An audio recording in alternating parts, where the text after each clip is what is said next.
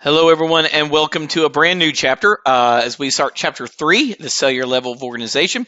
And I'm reminding you here with this one, if you think you can do a thing or you think you can't do a thing, you're right. So as we get started, remember that. If you tell yourself you can't do something, you can't. You already, it's self-fulfilling prophecy. You can do this. This class is a tough class, but I am teaching you things you need. This stuff becomes foundations later. We've been using stuff from Chapter 2 and Chapter 3 in AMP2 currently. So please make sure you're paying attention. Okay, so let's get started with Chapter 3. So these are the objectives, and I will test on something from every one of these objectives. So stuff from these will be on the exam. That's how I write the exam for sure. Now, there will be stuff that is sometimes on the exam that's not on here, but these are the required things that will be on my exam. Okay, so kind of think of that as your study guide. Now, we're going to get started with cells, and one of the first things I want to talk about is cell theory. Now, the cell theory basically, as any theory, broad in scope, has broad explanatory power, can generate new hypotheses, etc. So a variety of things we can talk about when it comes to a theory. Now, when we talk about theories, cell theory has these four tenets, and one of those is the cells are the building blocks of life. All cells come from other cells. Cells are the smallest unit of life, and each cell maintains homeostasis. So cells are the building blocks of life. All cells, all living things are made of cells. That's one of the ways to say that one is all living things are made of cells. All cells come from other cells. It basically means the cell division is required to make new cells. Cells are the smallest thing that is alive. So the characteristics of life in Chapter 1, the cell is the smallest unit to actually have those characteristics, and each cell can maintain homeostasis, which we talked about in Chapter 1.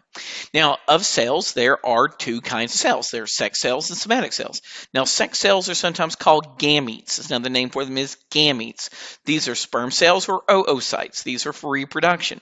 Every other cell, all other cell that's not a sex cell, is called a somatic cell. They are the other cells other than sex cells. For example, skin cells, muscle cells, nerve cells, liver cells, heart cells, things like that. The cells that we looked at that were in the tissue slides from the first tissue section of lab, those are all somatic cells, okay? All right, so what is the cell? Well, the cell is surrounded by what is called a cell membrane. Now, the cell membrane, another name for it is just simply membrane. Another way we might call it is the plasma membrane.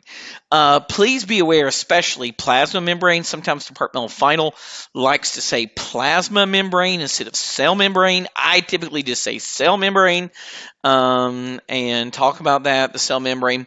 But what does it do? It's the outer boundary of a cell, but what does it do? Now, one of the ways we can think of a cell membrane is kind of like a cell's border, okay? And borders, that's what surrounds a state or a country. States have borders, countries have borders. And one of the things that this might lead to is physical isolation. So this may physically isolate the cell. The cell is separated from its environment. There's an inside and outside that is distinctively different. The inside and outside are distinctly different because there's a cell membrane separating them. It maintains homeostasis that way. So we have differences in the inside of the cell and outside of the cell. We regulate what gets in. I always like to call it a gatekeeper. It acts as a gatekeeper controlling what comes in, what goes out, controls the movement of ions, nutrients, waste, and other secretions that may enter or leave a cell.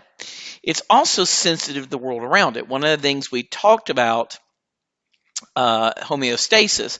One of the things we're talking about right now that we just finished in the endocrine system in AMP2 is we were talking about how the body does respond to these changes. We were talking about receptors. So the thing is, the sensitivity in the environment, the cell membrane is the first thing that the outside world affects. There's pH changing using hormones. pH changes, hormones, things like that can affect a receptor, okay? Structural support. Another thing the cell membrane does do is actually give some structure. The cell membrane contains specialized connections that are between cells or even around cells to give stability.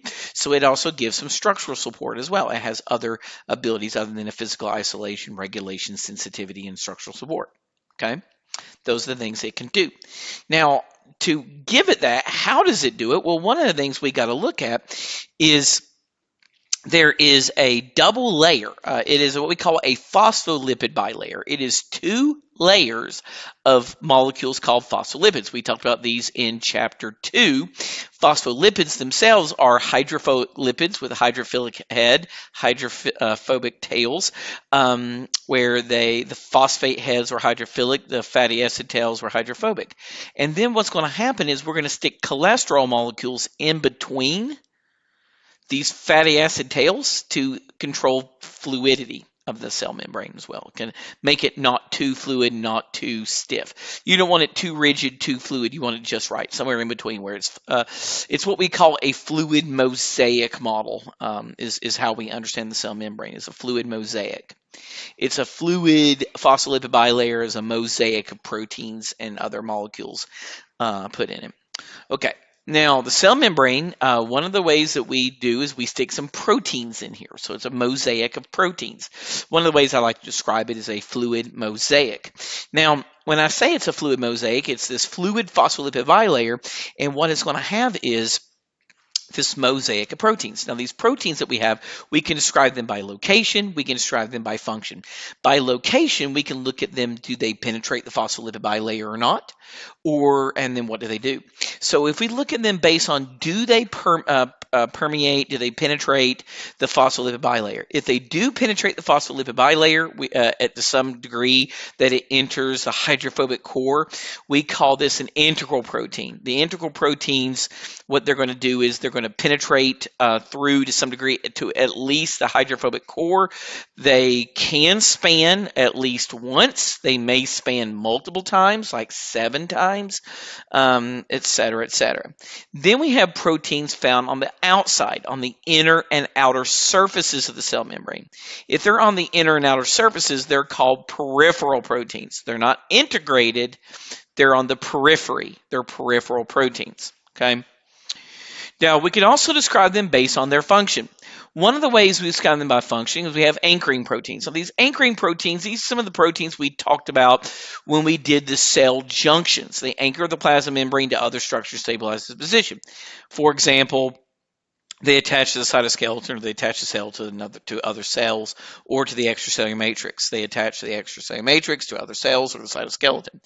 Now, some of these examples of that is those cell junctions we mentioned that was on your histo exam that we talked about, the fact that those are types of cell membrane proteins. Now, the recognition proteins, these can be immune system cells, and they have to be able to recognize that they're normal versus abnormal. They can be immune system cells, for example, as recognition proteins. We use those in the immune system. So, for example, a lymphocyte must be able to recognize that this cell belongs to me, a killer T cell, a natural killer cell, things like that. Enzymes, sometimes they are enzymes that are bound to the inside of or outside of a cell membrane. A great example, if you guys have had biology, is if you ever talk about the electron transport chain, there's ATP synthase. That's an enzyme bound to the inner mitochondrial membrane. That is a membrane-bound enzyme. There's some other membrane-bound enzymes. We just talked about those in AMP2. We talked about one called adenylate cyclase, a variety of membrane-bound enzymes. Receptor proteins, they are sensitive to things going on in the outside world of the cell. They can trigger changes, like, for example, the level of sodium changes in the outside world, if the level of potassium changes, level of calcium changes, level of acids change, that kind of stuff. It can change and cause some particular sensitivity changes to the cell. Now, there's also what's called carrier proteins or channel proteins, and these are proteins that are carrier. They act as a carrier. They move things across the phospholipid bilayer. They act as a channel or some kind of gated channel, some kind of way to open or close to allow things to pass through cell membrane, specifically of certain materials, specifically anything that is hydrophilic will go through these if they're hydrophilic. Okay. Now, there's other things going on besides proteins. There's phospholipids, there's cholesterol, that's the lipid component.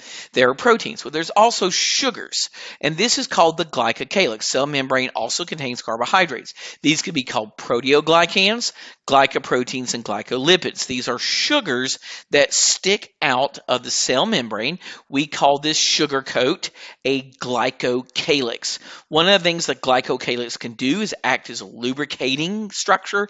It can act as protecting. It can be an anchoring or locomotion structure for cells.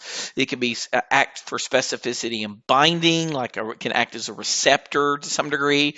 It can be used in recognition and immune response. For example, these carbohydrates that stick out of your red blood cell, they determine the A, B, O blood type that you have.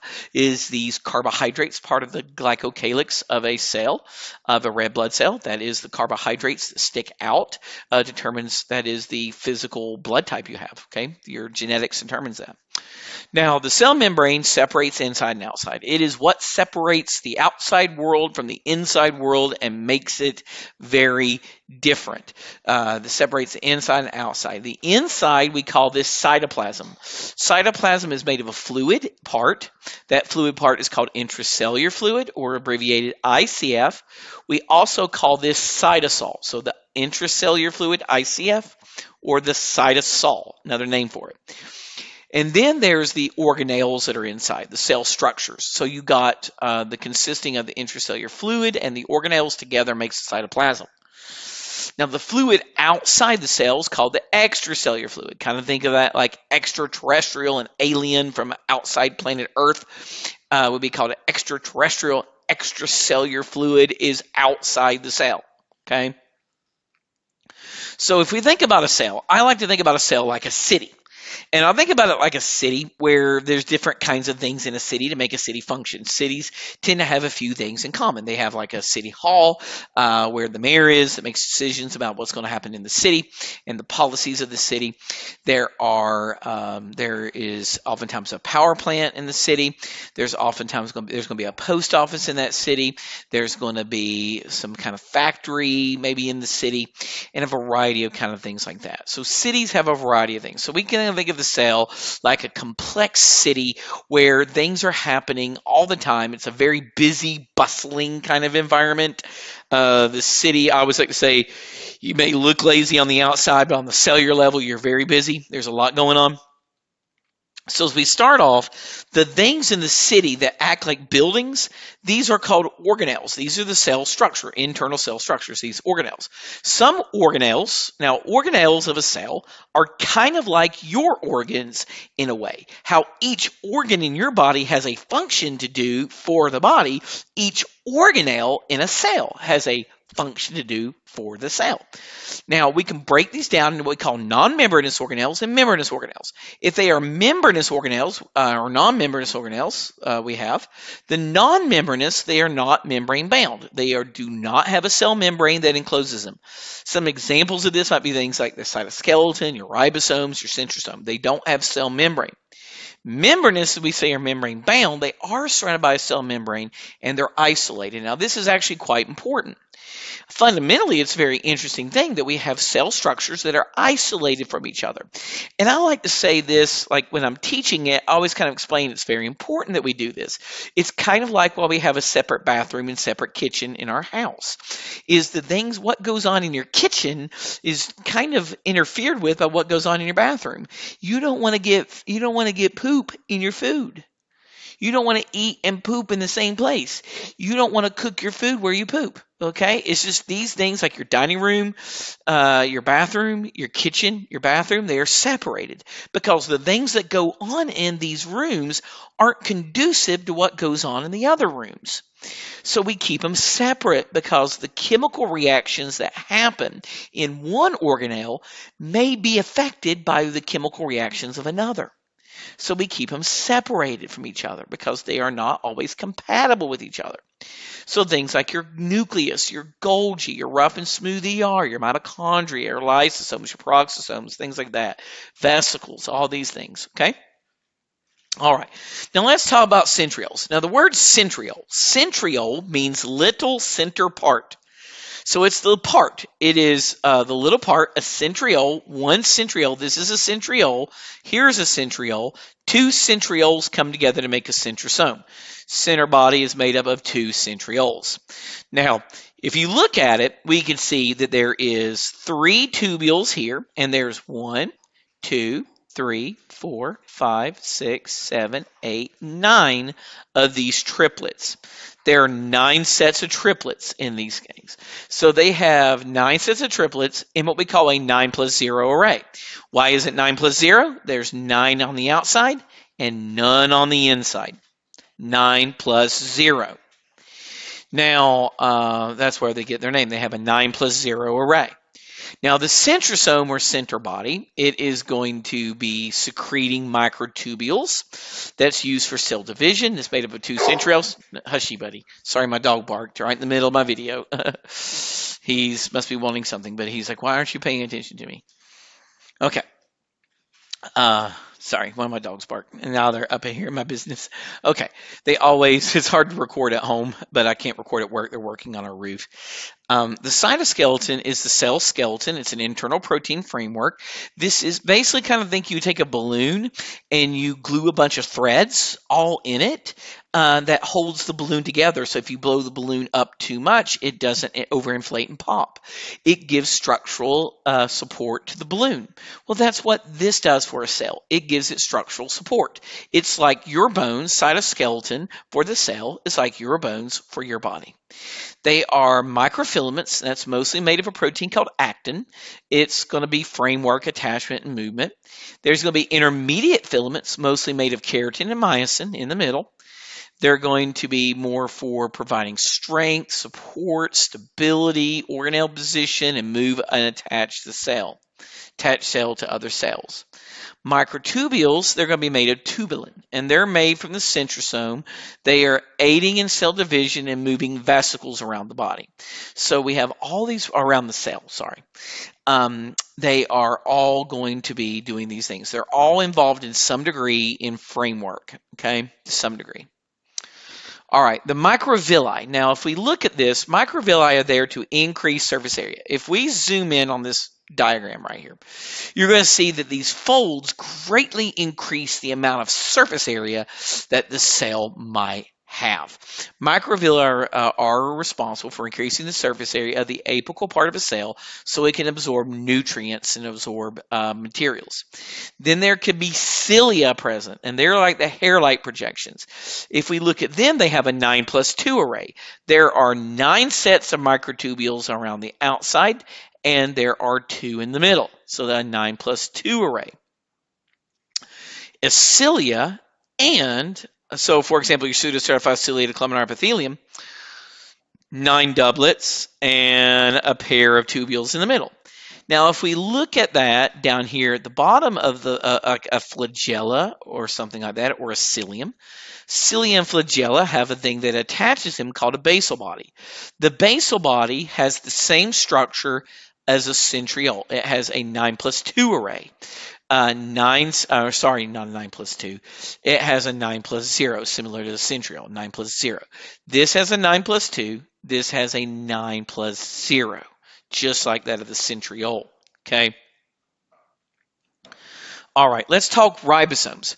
Ribosomes, now we basically know that we have a particular thing that reads our DNA.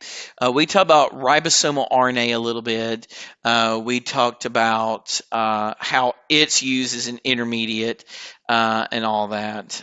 So it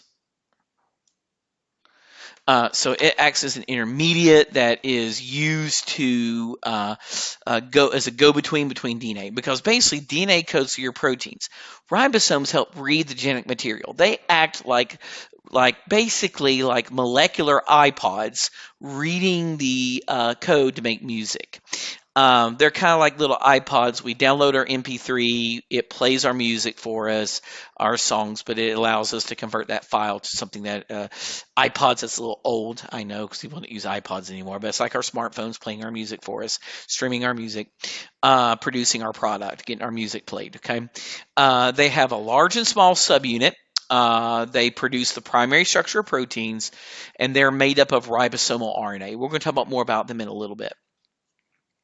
Now, they come in two types. They can be free or fixed. If they're free, they're just floating around the cytosol. They're located in the cytoplasm. They manufacture proteins in the cytosol just directly for the cell.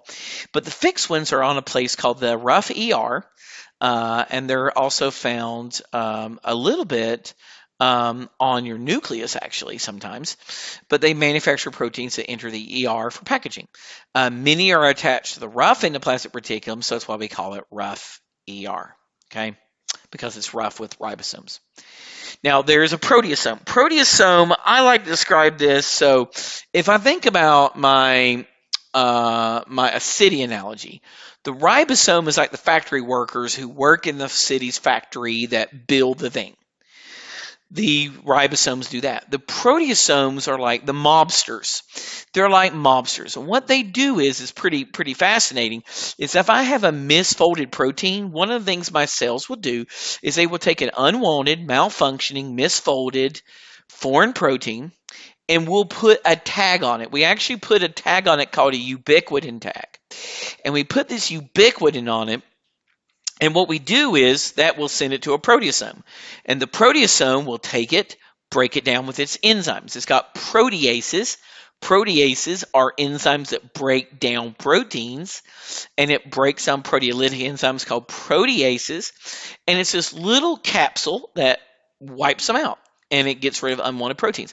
One of the things we're doing to help treat people with Alzheimer's is we're ubiquitinating the amylin protein that builds up in the neurons of people with Alzheimer's and breaking down those Alzheimer's proteins. All right. Now, endoplasmic reticulum. This is a folded things called cisternae. Folded sacs, folded membranous sacs called cisternae. They are folded membranes. It gives me the secondary and tertiary structure of my proteins. This stores products, acts as a store. It can transport some products, and it also detoxes substances. There's enzymes in it that break things down. Now, for example, break down alcohol or break down drugs, things like that. The rough ER is going to have ribosomes on it. So if you see right here, we have parts that have ribosomes on it. We call that the rough ER. Then we have a part of it that is lacking ribosomes, and that is called the smooth ER. The smooth ER lacks ribosomes. It functions more for storing proteins and making lipids, your sex hormones, and stores calcium as well. Okay. So. All right. Now, the Golgi is another one. The Golgi is going to be like the post office for a cell, okay? It receives, modifies, and transports proteins, kind of like how the post office receives packages, okay? Now, it is going to be between 5 or 6 sacs called cisternae, just like we see in our endoplasmic reticulum, okay? It modifies, packages secretions like hormones, gives them for example, gives proteins quaternary structure. It modifies your cell membrane and produces the lysosome as well. So one of the things we can say, it acts as a post office. It receives, modifies, and transports proteins, okay? It's one of the big things that it does. Acts as a post office. Now, lysosome that comes off of this guy contains enzymes and acids and helps me break down lots of things. I like to think of these as garbage trucks for the city. It helps get rid of the trash. It takes large organic molecules that make up a cell and breaks them down. We use them to fight infections. For example, if I get a bacteria and I bring it into an immune cell will take the lysosome and break it down, and then what it will do is it will make chunks of this cell, and sometimes in those chunks of the cell that it dissolved up, it finds a piece that it can use to make antibodies with, and we make antibodies against the cell and against that virus, against that bacteria, and that fungal cell, whatever, and we can fight it. There's also a special thing that they can do is they can do autolysis when we destroy damaged or malfunctioning cells and organelles. We also can make a peroxisome, which is a very special type of lysosome. That lysosome has hydrogen peroxide, and there's an enzyme in it called catalase. Catalase is found in a lot of different cells. It is in bacterial cells. For those who have already had microbiology, you learned about catalase producing bacteria, for example. That's one of the tests you did in microbiology lab, is testing for catalase production by putting hydrogen peroxide on a bacterial colony and see if it foamed. Take your bacterial smear, put it on a glass slide, drip some peroxide on it, see if it bubbles. And that was your catalase test. That's what you guys did in microbiology lab, one of the tests you do. Now, proteins, basically, I like to talk about this, that what it basically does is, guys, is our nucleus is going to be like City Hall. That's where all the plans for the city are. And let's say we're going to build a new building, and we want to build something new for the city. The city hall can send the plans off to places to build it and send it to the workers. The workers put it together and they build it. Now, maybe it's some things they're trying to build or something like that. Or say, let's think of Eastman Chemical Company, and let's think of the nucleus is where the bigwigs are. And the bigwigs say, we want you to make this chemical. They send it to operations. Operations produces the chemical. The chemical gets sent to shipping, and then it gets shipped off. Okay, and so it's, sorry, I keep getting phone calls. And then it gets shipped. So sorry, my phone keeps going off. I'm going to give him 1 second. Okay. So this is kind of the protein trafficking system that the cell uses, where our nucleus codes for our DNA. Our endoplasmic reticulum uses ribosomes to put it together. Endoplasmic reticulum sends it to the Golgi. The Golgi modifies, transports, and packages it, ships it out, and everything like that, like a post office. And then the proteins end up where they need to go, outside the cell. Okay. Now the mitochondria. Mitochondria power the cell. Mitochondria power the cell, and they have DNA as well. Okay, the mitochondria, we call this the powerhouse of the cell sometimes. Why do we call it the powerhouse of the cell? It makes ATP. ATP is the chemical energy for the cell that does all the cell work. All the cell work that happens in a cell is done with ATP. Mitochondria produces energy in the form of ATP to power all your cell processes. This requires oxygen, and this requires food like carbohydrates and lipids. Now, because cellular respiration, cellular metabolism, making ATP, requires oxygen to do a lot of it, it is aerobic. It does require that. Now, there's a word Christa. Christa Galli. Think Christa Galli in our skull. That meant crest. Christa is a word that means crest. The Christa is the crest. The fold, the crest-like folds of the mitochondria, they are called the Christa. Now, the Christa, or Christae, Christa Galli, okay, Christa, in this case, fold, these inner mitochondrial folds. Inside there is a fluid called the matrix. And now there's an inner membrane, there's an outer membrane with an inner membrane space in between it. The inner membrane has folds called Christa. These folds are functional unit. They are what we call enzyme or protein rich. And it's going to have all these proteins that do all the work of cellular metabolism. Now, the mitochondria's matrix and the mitochondria itself takes chemical energy like glucose and produces ATP. Now, this is an equation you need to memorize. It is going to be on entrance exams for nursing school and things like that. Okay. Now, basically what you do is this, okay, is cellular respiration.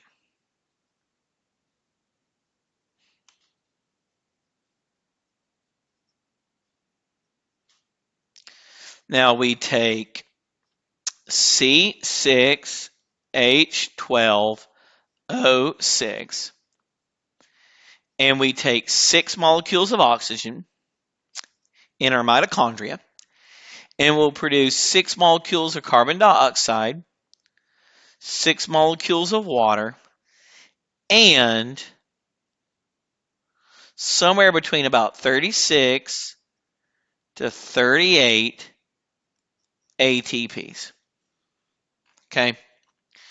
You might see a book that says 34 to 36. 36 to 38. The number range is different in different books, but it makes somewhere around 34 ATPs. Okay, so I'll say 36 to 38. That's just the number that I memorized as a student, and that's how I still teach it to this day. Okay, 34 to 36 ATPs that it produces.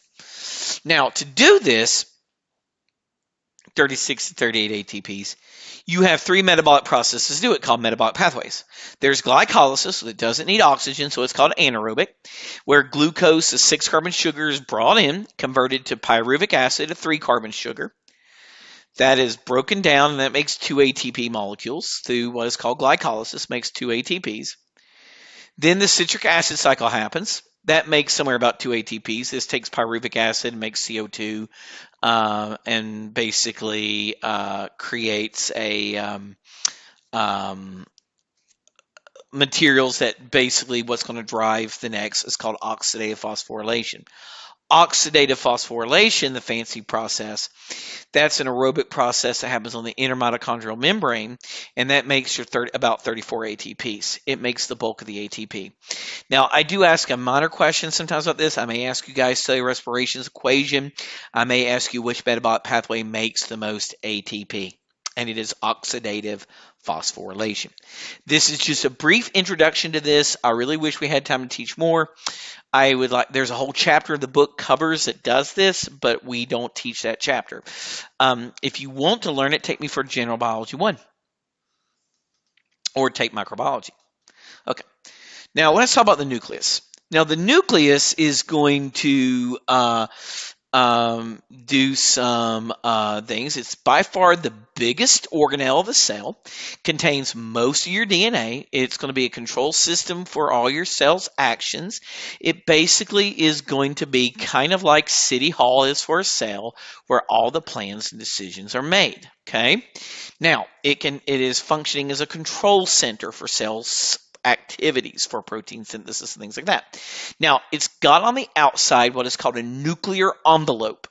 Now, the nuclear envelope, very important about nuclear envelope, is it is a double-lined membrane. It is double-lined. Here is an inner part and an outer part of the nuclear envelope. It's got 2 layers of phospholipids. Now, there is a space between these called the perinuclear space. And in there is, spanning this space, there is a series of proteins that makes what's called a nuclear pore that lets things pass through them. Inside the nucleus is called the nucleoplasm. That is the nucleus's cytoplasm. There's a nuclear matrix, and the nuclear matrix is the name we give to the nucleus's cytoskeleton. And in the core here, there's a nucleolus, and the nucleolus is going to be the site where ribosomal RNA is made, RNA synthesis, so the RNA is there, and enzymes and histones and all kinds of things to produce the RNA molecule, the ribosome. Now, chromosomes are found inside here. Now, inside here, this is an important thing, nucleosomes. It is an important component to nucleic, to DNA that's nuclear DNA for eukaryotes, for eukaryotic DNA. You will not see nucleosomes in bacteria. Nucleosomes are only found in eukaryotes. We are eukaryotes. Eukaryotes are organisms who have nucleuses. Okay, one of the characteristics. That's one aspect of being a eukaryote. Now, DNA is wrapped up around proteins called histones. That makes it what is called a nucleosome. Right here, we have DNA wrapped around these proteins called histones, and that is called a nucleosome. Then this DNA gets wound up into a chromosome. But when it's not dividing, in a non-dividing state, non-dividing cell, you have chromatin. In a dividing cell, you have chromosomes. Okay, very important. Nucleus DNA will be as a chromosome when it's dividing, and when non-dividing state, it's in a loosey-goosey chromatin state. There are 23 of these chromosomes, pair-wise, 23 pairs, 46 total. Okay. Okay, we're getting ready to do the last thing, and it can be pretty challenging. So it's this is going to be the the thing I want to talk about. Now, it's a particular difficult concept, but very important. It will be on my exam. It will be on the final. Now, basically, protein is made up of a bunch of amino acids. Okay, so that's the start. We should know primary structure of a protein is the sequence of amino acids. To determine that primary structure, it is determined by your DNA, what your genes say. Genes, sequences of DNA that code for one polypeptide, one polypeptide. To be more specific, I like to say polypeptide in biology. Our book kind of says specific protein, but some proteins are made of more than one polypeptide. So I always like to say they code for a polypeptide, and that is always correct. Protein synthesis is going to have to involve gene activation, transcription, and translation. Okay? These 3 steps. So let's get into that. Now, when we talk about it, DNA is going to be our recipe. Let's say I want to bake a cake.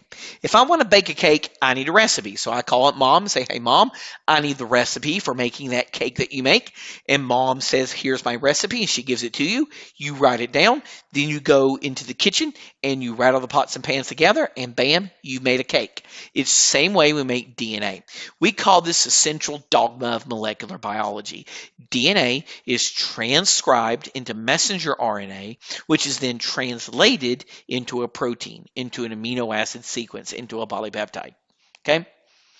DNA gets transcribed in mRNA. mRNA gets translated by a ribosome into a sequence of amino acids that is a polypeptide. Okay. And I like to say polypeptide over protein, usually because it is more accurate biologically, biochemically. Okay.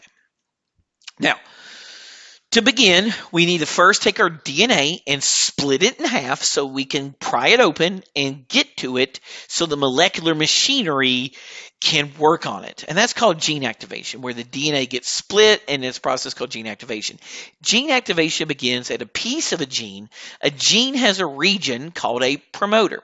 And the promoter is basically what tells the cell there's a gene here. There be a gene here, now express this gene. It is a segment of DNA that tells the cell's molecular machinery, read my gene, make my polypeptide. Go ahead, make my polypeptide. I've got a promoter. The promoter promotes the production of polypeptides. It's a lot of P's. Okay, now, to do this transcription process to make messenger RNA, we need some DNA. Now, let me go ahead and go over this a little bit with you guys. And for this, let's say we're up in the nucleus. Okay, we're in the nucleus of a cell. Okay, and we have some DNA. Okay, let me make that bracket a little bit less closed. Yeah, it might get bigger than. Okay. So let's say I have C, C, C, G, G, G, A, T, G, Gattaca, Cat, Gag. Okay. Now, I'm going to need a place to write. I'm going to have to write above this because I'm right now. Let me try to rewrite this. See if I can give myself a little bit more room here. Okay. C, C, C. Let's just do this. A, T, G. Gattaca. Cat. Gag. I'm going to make it a little bit shorter. Okay, let's use this. Okay, we have a coding strand of DNA. Now, what we need to do is find its DNA complementary bases. Who binds to that? Now, with this, we learned the basics of DNA base pair rules in Chapter 2. We know apples on the tree, car in the garage. C binds to G. A binds to T. T binds to A.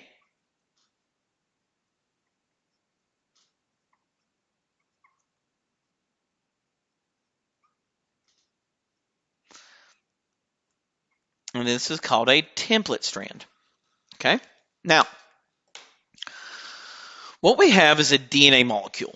Okay, let's say we have a DNA molecule right here. This is a DNA. Okay, this DNA is in the nucleus, and we want to read it. Okay, we need to first read it. We have to activate it. We have to go to its promoter, and we have to activate it. Now, when we activate it, there's a molecule, an enzyme called RNA polymerase that binds to the promoter of the gene and starts to read our template strand. The first step of transcription begins when messenger RNA is produced. Ultimately, we take our DNA in our nucleus, we start to read it, make a messenger RNA that can leave the nucleus. DNA is too big to go through the nuclear pores. RNA can. Now, kind of think of DNA as like a book at the library, like a reference book that you can't take out of the library, but you can photocopy the pages you need. Now, RNA will be complementary to the DNA, meaning it's going to actually pair with DNA strands. Now, there's a coding strand that has a template of DNA, codes for amino acids, and there's a template that's actually used to make the mRNA. Your mRNA is going to look just like your coding strand, except any T's of the coding strand become U's in the mRNA. So let's go over this. Okay.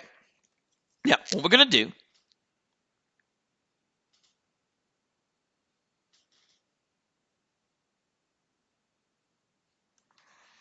is make our mRNA.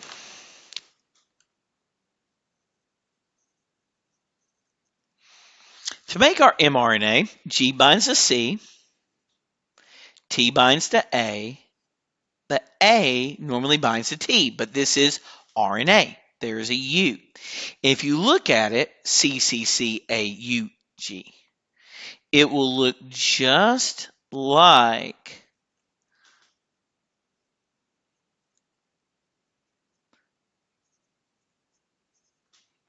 the coding strand, except any T's in this coding strand will become U's in the mRNA. Okay?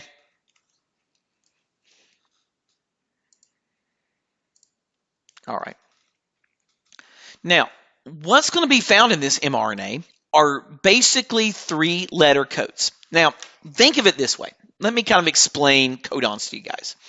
Now, let's say I need to be able to have a sentence. Let's say I had a sentence here. And this sentence needs to have subject-verb agreement, but it can only be made of 3-letter words, no spacing, nothing like that. So let's say I had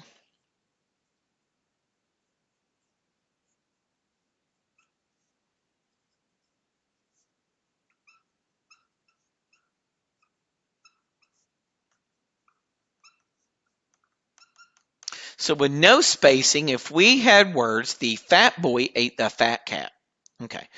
So these 3-letter words that we recognize in here, these are going to be like my codons, okay? These are going to be like codons, okay? Now, the codons, what they are is they're going to be 3 bases that code for 1 amino acid.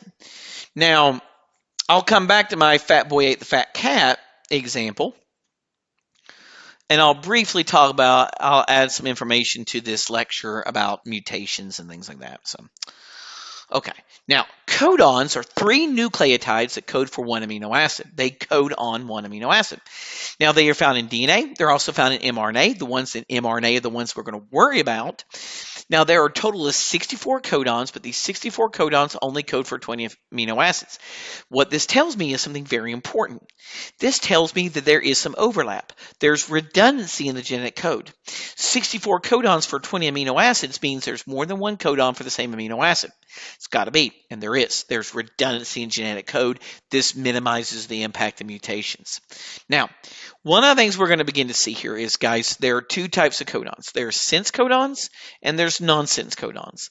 The sense codon is any codon that codes for amino acids. A nonsense codon is just a stop codon. Sometimes with my friends, I say, hey, did you just insert a stop codon? Because you're talking nonsense. So the sense codons code for amino acid. There's actually 61 of those. There are 3 stop codons, UGA, UAA, UAG. Okay. Now, if we think about sense codons and nonsense codons, they are types of codons that are found inside. Now, what we're going to start with is RNA polymerase will bind to a promoter, and it will begin at a start signal and a promoter, and it will read the template strand. When it reads it, it reads it in the 3 base sequences known as codons, adding the codons down, and then it detaches from the mRNA when it gets to a stop signal. So it starts at a start, stops at a stop signal. There's a start signal, stop signal that the cell uses to do this. Okay. So basically what's going to happen, we're going to take our DNA molecule, our gene, we're going to unzip it. We're going to take an RNA polymerase and bind it to a promoter. Then what we're going to start to do is we're going to start to read these triplets, and we're going to make our mRNA with the RNA polymerase is going to make an mRNA, and this mRNA here should be complementary to this. If we look at it right here, here we have triplet TAC, ATG. This is complementary. The coding strand. Here we have our template strand, TAC, ATG. Okay, good, good, good. Look here, AUG. ATG, AUG, AUG, ATG. I didn't lie to you, okay? All right. Now, transcription will go until we get to a stop codon. We're going to find the stop codons in a minute.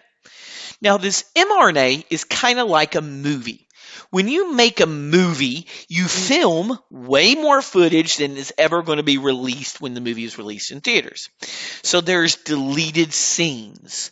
Now, you buy the movie and you get it with the deleted scenes added, which is longer than the original theatrical release. There's the theatrical release, which is shorter than the version of the movie with the deleted scenes added. The deleted scenes get removed. These are going to be the introns, like the deleted scenes from a movie. They were made, they were transcribed, but they get removed. Introns are non-coding sequences that are removed from the mRNA. They go in the trash. Introns in trash. Okay? The part that is left behind, the theatrical release that is shorter than the filmed footage, that is the exons. That's what gets spliced together. They are expressed. Okay? Now, what's going to happen, we're going to get, and we made our transcript. We made our mRNA molecule. We did transcription. Now our goal is to read this mRNA. Okay? We want to read it. How are we going to do that? Is translation. Now, protein synthesis, we're going to assemble polypeptides to make a polypeptide that will be part of a protein. Protein synthesis from the mRNA to forming a polypeptide is called translation. Translation happens outside the nucleus, happens in the cytoplasm or the rough ER. It happens at a ribosome. Ribosomes do this, okay? Now, ribosomes, why do we call it translation? Is we're basically going from mRNA, which is nucleic acid language, to protein, which is amino acid language, and it's a very different language. So we need to be able to translate. For example, we start with the start codon ATG or mRNA AUG. Okay, the mRNA codon AUG does code for methionine, but it acts as our start signal. Okay, now the amino acids get brought by a tRNA. Now tRNA, what is it like? tRNA is like a friend that speaks two languages. Let's say, for example, that we were going to travel to France. Now, if we went to France and we went to a French cafe, and you wanted a cup of coffee and you would like coffee with milk, you don't speak French, but I do. And you look at me and said, I like it that. And so you tell me what you want. I stop the waiter. Excusez-moi. Je voudrais un café au lait, s'il vous plaît. So I asked them for a café au lait, a coffee with milk. And they bring the coffee with milk. So we get our thing, because if I could speak French and I can speak English, you tell me what you want, and I speak the language to get and act as an interpreter. That's what our molecule called tRNA does. tRNA acts as an interpreter. It has an anticodon that is RNA based, and it has a face that binds to an amino acid. So it binds to amino acids and it binds to mRNA. So it speaks both languages. It's an interpreter. tRNA contains a sequence that is complementary to the mRNA called an anticodon. So let's find the anticodon, okay? The anticodon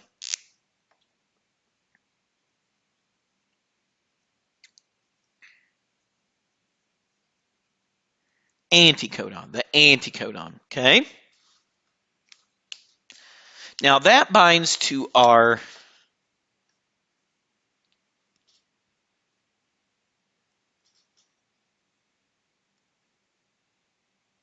mRNA. Okay. Now, we're going to start with our start codon. Right here's our start codon, AUG.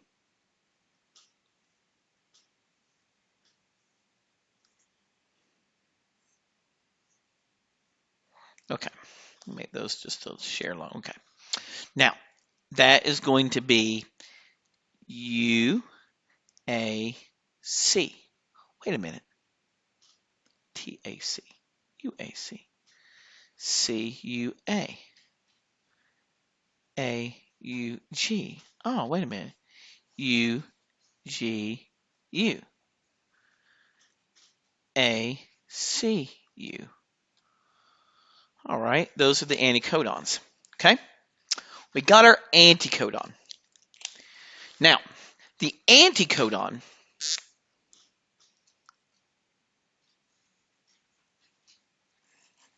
will help me get the amino acid, the right amino acid. Okay, it's going to carry this amino acid. So let's get that. Okay, now, now we got our anticodon sequence figured out, how we do that. It looks just like the template strand, except any T's become U's. Okay, now, how this works, I'm in America. For those who are watching this on my YouTube channel who aren't a student of mine, I'm in America. So my analogy works because we're in America and we're in the south part of it. We're in the southern states of the United States of America. So we're in the south and everybody grows up with guns. People shoot guns in the south. So I always kind of describe the ribosome as working like a semi-automatic firearm, where you place the first round in the chamber, the P site. The next one comes in the magazine, getting ready to be brought into the receiver. So it's in the magazine, your A site. Then you fire the gun, and the spent brass ejects out the receiver, out the E site. The bullet that was in the magazine, the A site, now goes to the P site, and a new bullet comes to the top of the magazine. And it works like that. The EPA sites, the E ejects spent brass. The P is like the pipe, the receiver part of the gun where the bullet goes off. A is like the next bullet in the magazine ready to come in, okay? And it works like a semi-automatic firearm. Basically, it's the closest thing I can describe how that works. Semi-automatic pistol, semi-automatic rifle. And I always kind of use that as an analogy for how a ribosome works because we are in the South. A lot of people shoot. So, okay. And this is some examples of the triplet code. Now, this we'll need. So what we're going to do, we're now going to go read this, and what we have is I need my triplet code, and notice this is an mRNA code. This is an mRNA codon chart right here, mRNA codon chart. So we need the mRNA.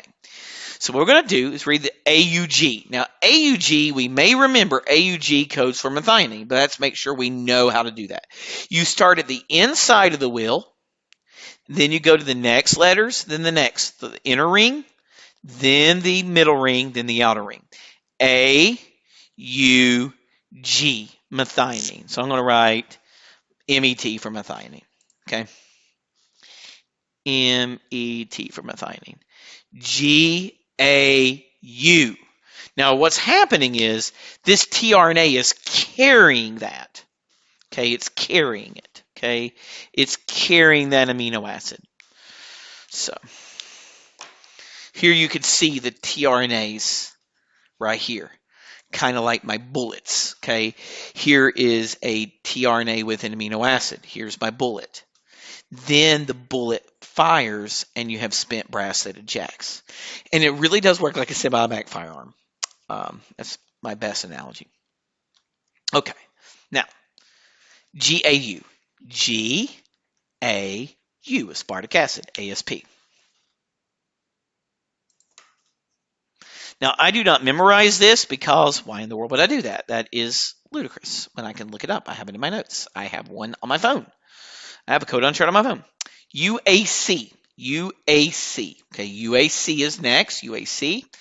UAC, tyrosine, TYR, needed to make various, like, I gotta make dopamine and stuff like that, tyrosine.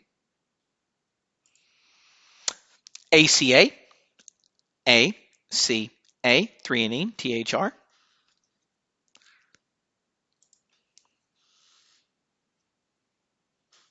And then UGA. UGA, the ribosome stops here. UGA, stop. Stop. We stop. Okay, we stop for a stop sign. We stop at a stop codon. Okay, and what we have now done is translation. We have been able to go straight from our DNA sequence to our amino acid sequence and made a small polypeptide. Okay, and we've now made our amino acid sequence. We have made a polypeptide.